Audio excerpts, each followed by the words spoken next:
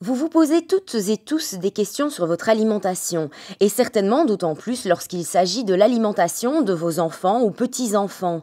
De grandes lignes directrices existent, des éléments auxquels il faut être attentif. Maintenir un système de repas à table, de repas si possible en famille. La composition des repas est l'un des points importants à respecter dans l'équilibre alimentaire de l'enfant. Un repas, c'est toujours composé de plusieurs aliments. Un repas, c'est pas une pomme, un jus, un yaourt. Non, c'est un ensemble d'aliments. Ça doit être convivial, ça doit être agréable aussi un repas, et on doit y prendre un certain temps, et l'enfant doit accumuler une certaine quantité d'énergie. Autre point important, respecter la pyramide alimentaire et les groupes d'aliments. Il y a différents groupes alimentaires. Il y a ce qu'on appelle les féculents, par exemple les pommes de terre, les pâtes, le riz, le pain. Il y a le groupe des fruits et légumes, ça tout le monde connaît. Il y a le groupe des produits laitiers, avec les fromages, le lait, les yaourts. Il y a le groupe des viandes, avec l'œuf aussi, le poisson, toutes les volailles, les viandes. Et puis il y a le groupe des matières grasses.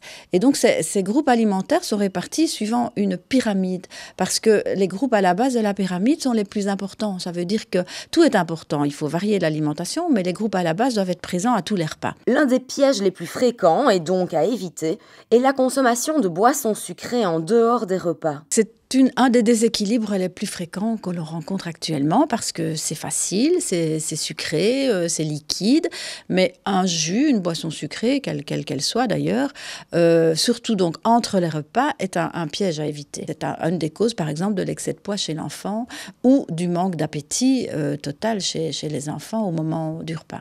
L'exemple des parents en matière alimentaire reste l'une des solutions les plus évidentes pour renseigner à l'enfant le bien manger. Je dirais que les parents doivent vraiment se dire que bien sûr, ils doivent manger varié, manger à table s'ils veulent que leur enfant le fasse, mais ils doivent aussi contrôler.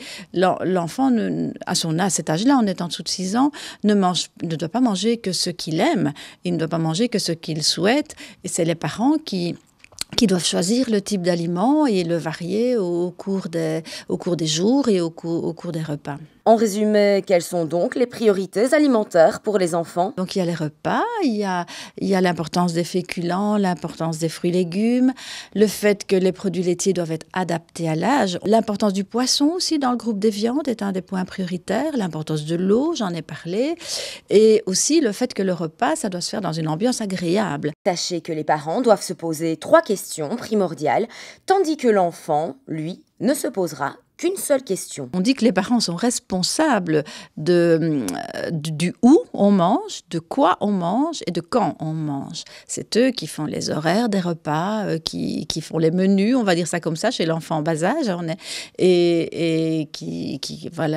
où on mange à table.